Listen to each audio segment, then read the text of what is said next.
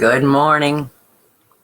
Sharing a cup of coffee this morning, waiting for the live notifications to go out, trying to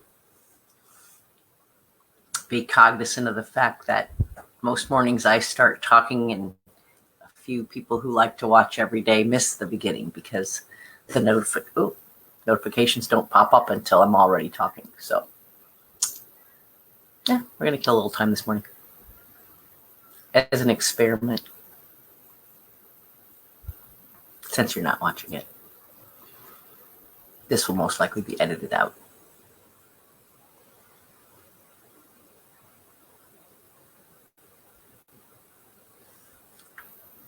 One minute. Not sure how long this takes.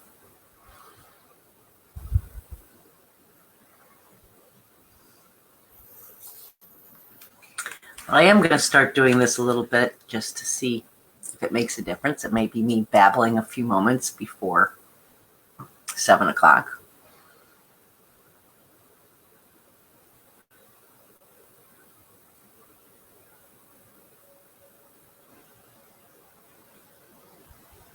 That's all right. See my cup. Be happy. Choose happy. No. What does it say? Think happy. Be happy. Think happy. Be happy. My growing collection of happiness cups.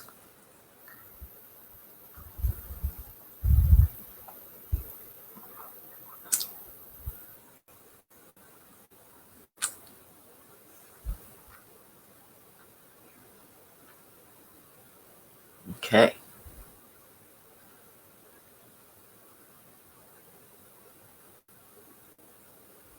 Trying to understand the little symbols and what's happening when I'm live.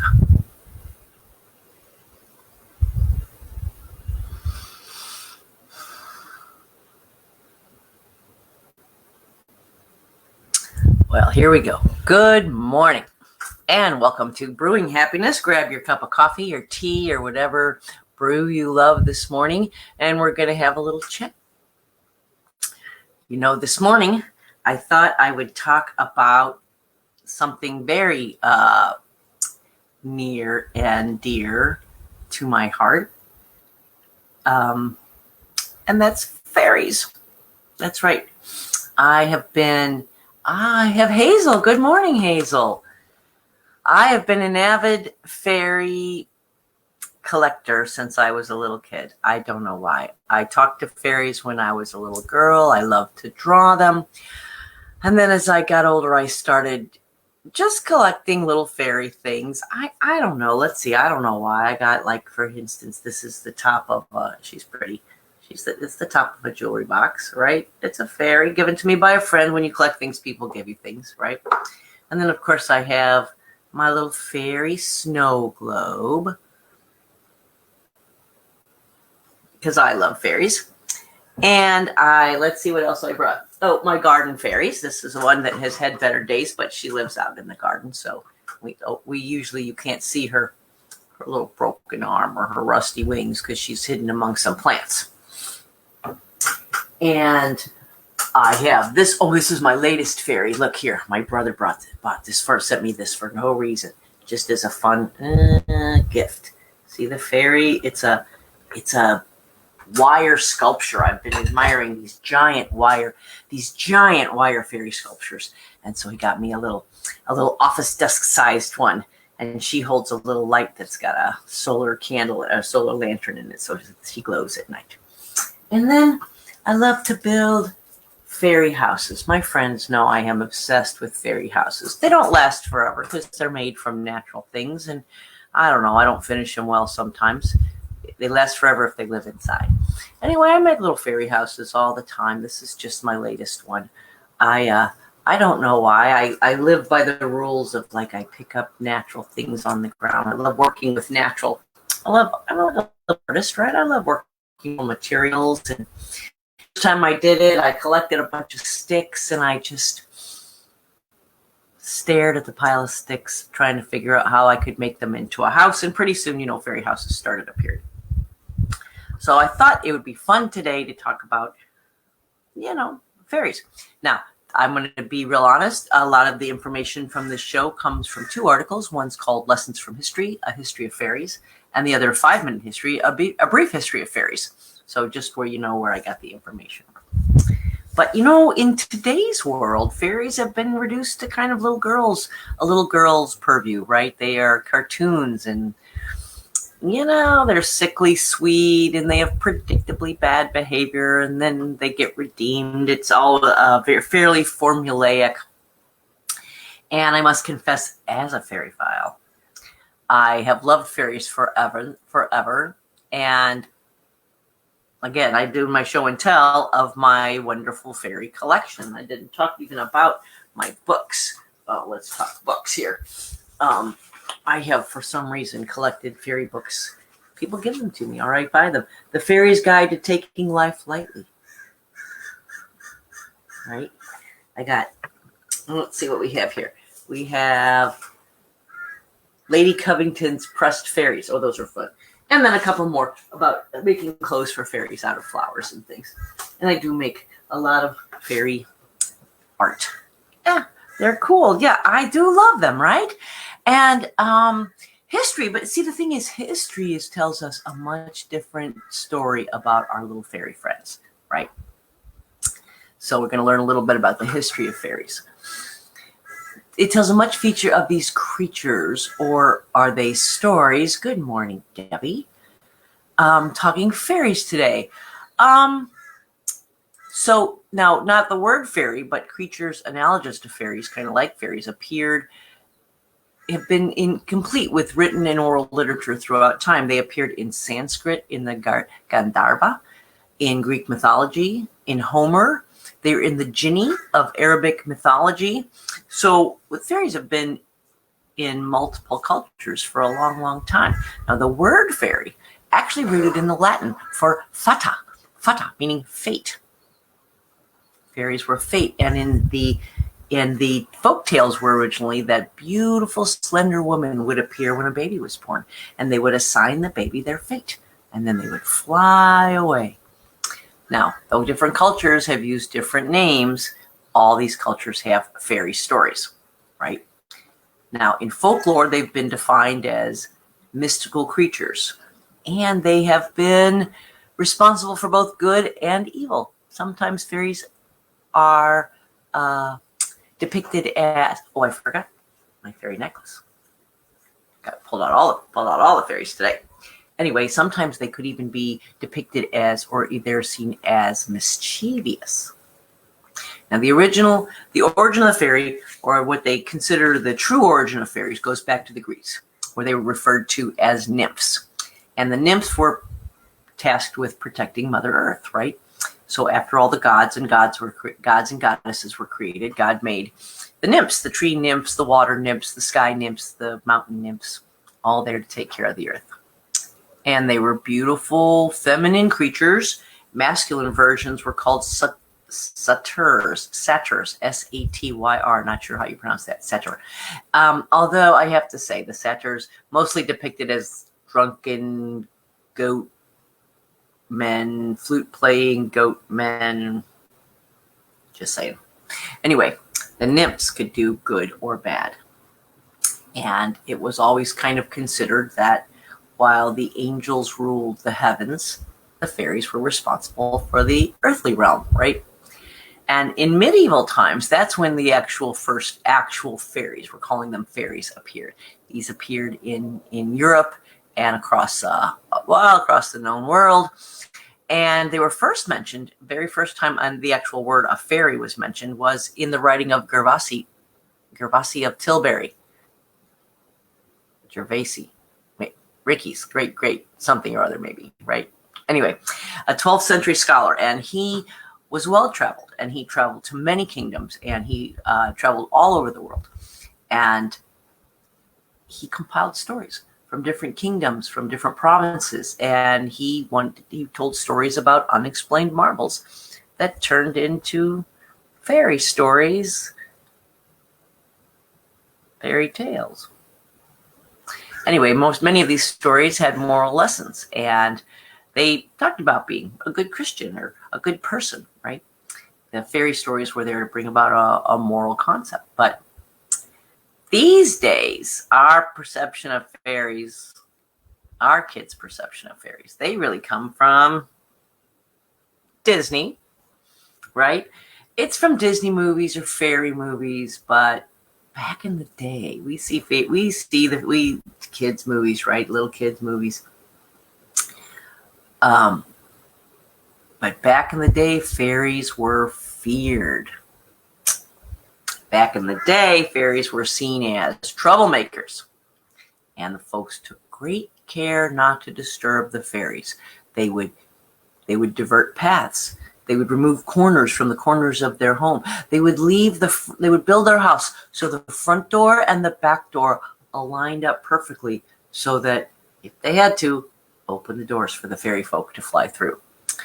So, at this time, though, fairies, they didn't even all have wings, right? The folks people were so scared of fairies during this time that they didn't even say their names. They wouldn't even say the word fairy, right? They called them the little people. And, they took on all kinds of shapes. We might call them today leprechauns, goblins, elves, enchanters, fae, genies, gnomes, pixies. They went by a lot of names, right? So what happened was, over time, the folklore of the little people, the gnomes and the fairies and the elves, mixed with religion. And because back in that day, right, everything had a religion flavor. So they started thinking about these fairies as fallen angels, thrown from heaven for pride and ego, just like you know who, right? And they became famous because they were not good enough to go to heaven, but bad enough to go to hell, because they were just mischievous. They weren't like evil. And so relegated to the earth. That's how they got relegated to the earthly realm. And that's what they were tasked with, right? And the fairies represented the four matters: the fire, earth, water, and wind. There's writings about them being the protectors, being the stewards of nature, of flowers, of beauty, and of beauty on the earth. Now, you might be saying, but I've never seen a fairy. You might be thinking, well, we really can't see these creatures. Well, they do live with us, but some say they don't live. They live among us, but not with us, in a parallel universe called the Realm of Fae. Now, this Realm of Fae has apparently been around since those medieval times, and this is the world that the fairies inhabit. Now, what happened here? The story is, as we industrialized the world, the fairies had to go underground. And we pushed them into caves and into burrows and underwater, and finally into the spirit world. I've seen this movie. It was called Fern Gully. A magical, wonderful cartoon movie about fairies. Anyway, that's kind of what happened. And then the story is that then they moved into the mystical, magical, otherworldly dimension and had to move out of the earth. There are stories. I follow a woman named Doreen Virtue, and she is very big on angels and fairies. She is an angel and fairy expert.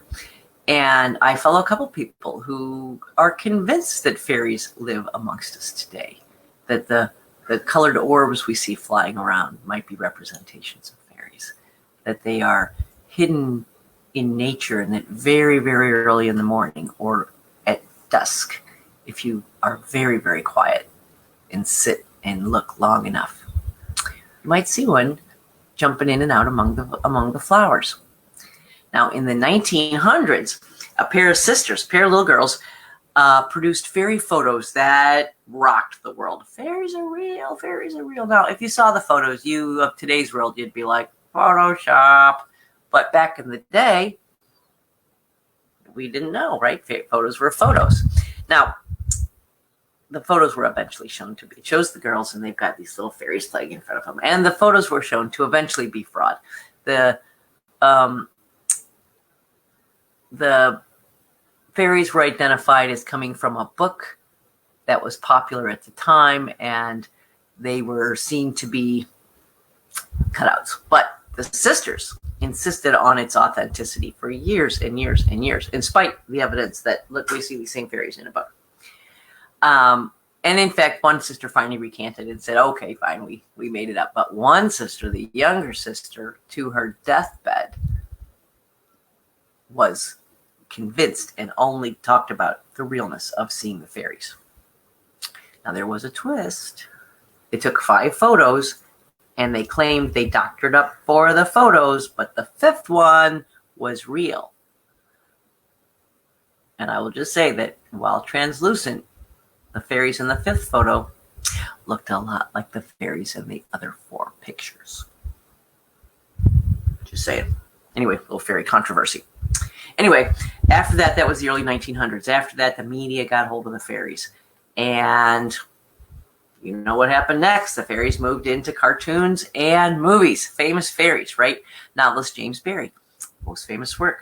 You know the one, about a free-spirited boy who could fly, lived in Neverland, never had to grow up. When the first baby laughed for the first time, its laugh broke into 1,000 pieces, and they all went skipping about, and that was the beginning of fairies. And now, when every new baby is born, its first laugh becomes a fairy. So there ought to be one fairy for every girl and every boy. A quote from, you guessed it, Peter Pan. Debbie says, they are real. Well, that's why we're here talking about them, aren't they? Because, you know, obviously, I surround myself with fairies. So why are we still so fascinated? And one more thing. It has been suggested that Barrie's novel might have inspired the elves of Tolkien's Middle-earth. So, those fairies had legs. So why are we still so fascinated with fairy? And by we, I mean I, right? Why am I? But I know I'm not the only one. That's why I say this. Is I'm not the only fairy file out there. I got Debbie. They are real. So why are we so fascinated with fairies? It's been suggested because fairy stories or fairy tales usually have a happy ending, right? They're fantasy, not reality. Or maybe because fairies, the idea of fairies, the thought about fairies, take us to a magical place, a place of adventure and mystique and enchantment, right? Everybody loves to get away to Wonderland once in a while. And in this place we struggle, but we always prevail over evil, over bad. Fairies are a creative force. They pique our imagination. They help us daydream, right? They help us move into fantasies. And sometimes that can be so good for us to relax and forget about the world around us and just indulge in fantasy land. Hazel says escapism. Exactly. Nothing wrong with a little healthy escapism and escaping to the land of fairies where they're concerned with keeping nature healthy and the sky's blue and the grass green. And I don't know, fairies are just happy. I think I like fairies because they're happy little creatures, right? They're talking about to young people. They did a study actually and talked to, children love fairies, and they talked to a bunch of young people and they asked why they loved the fairies, and they found that their responses were consistent across demographics, right? Across cultures. They loved them because fairies transported them to another place, and fairy stories made them feel something, made them feel happy or sad or scared or worried.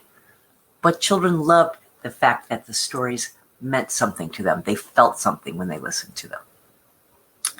Fairies are just a front for fairy tales, right? The world put into stories we can understand, where good might be naive and might wander into trouble, but always wins in the end. We grew up with these tales in so many forms, right? All around us, in stories, in TV shows, in cartoons. We just keep telling. The truth is, we just keep telling these stories over and over again because they're good stories, because they continue to fascinate children, because these are stories that are timeless and are part of our history. most Europeans, and again, almost all other cultures, include stories of fairies, elves, goblins, the little people, in one way or another. They connect us to nature, right? They remind us to protect nature. They remind us that they're there to protect nature. When I do my fairy house, when I make fairy houses, I have a rule. I never break anything off. I only use materials that have already been released by nature, right? Laying on the ground. Because that's what the fairies would want me to do. The fairies wouldn't want me breaking off branches off those trees. We don't do that. Fairies are storytelling, right? They use allegory. They help transport us from as children, they transport us from the scariness of real life to the safe haven of a fairy kingdom, right? Where nothing bad, where bad things happen, but they always turn out good in the end. Playing make-believe allows us, and even little ones, right? Make us and kids, playing make-believes allows us to work out our inner narratives in the safety of somebody else's story, right?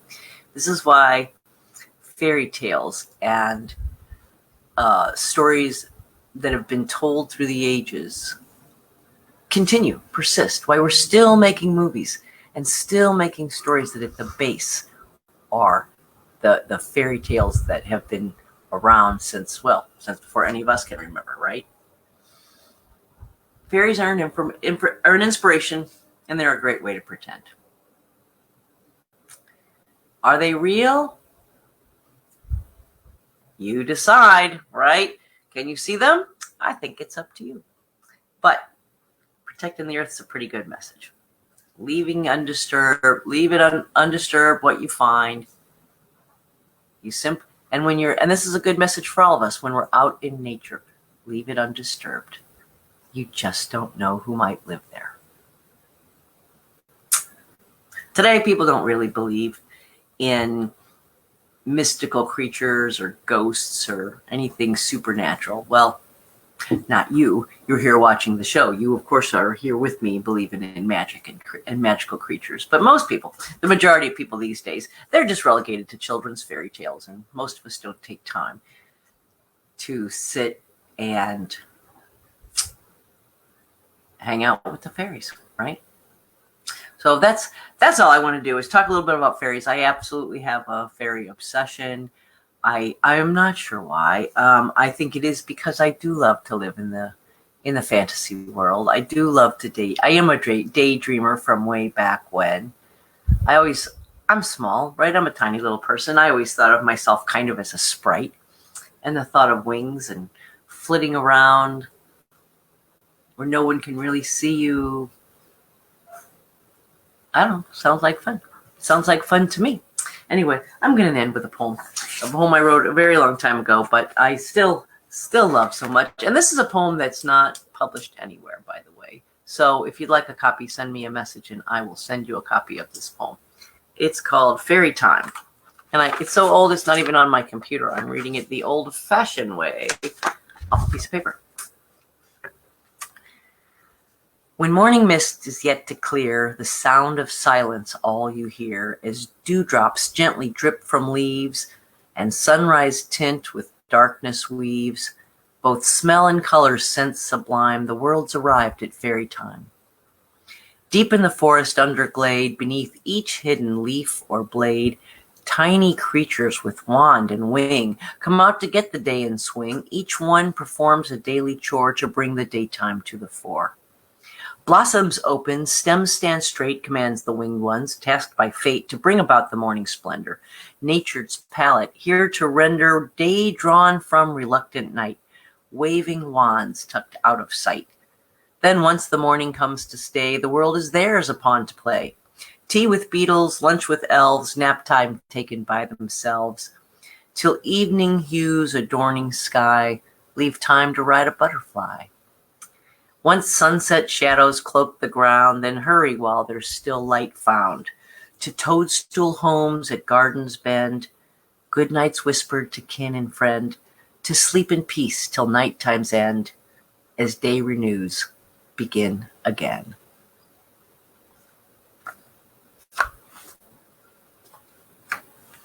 hoping at some point to finish that as a fairy book. Because we love fairy tales. That's the way it is. So, little fairy talk to start you off on your day today. Look around. Look around you as you go on your daily morning walk this morning, as you're sitting in your garden, as you're having your cuppy coffee, as you're having your cup of coffee. Thank you, Debbie. It's one of my favorites. Like I said, I the next one that I have never finished, but it's called Thank You Very Much. It's about being polite, right? About fairy children learning to say thank you very much. Anyway, I think it's a book. I think there's enough fairiness in me to write a whole book about fairies. So as you're about your day today, see if you see any fairies. Magic's all around us if we just open our eyes and look for it. If we're just open to possibilities, you just never know who's going to fly in and land on your shoulder. So that's our story for today. I will be having a guest next Tuesday. I have a friend, Amber Rose, who is a intuitive, and I'm not sure exactly what she does. All kinds of wonderful treatments, and we're gonna talk about it this week as we wait for her to come on next Tuesday, trying to get a schedule where I invite guests on and talk to them. You don't want to just listen to me talk all the time, right? Anyway, that's our show for today. Until tomorrow, find you a fairy. Make it a happy day.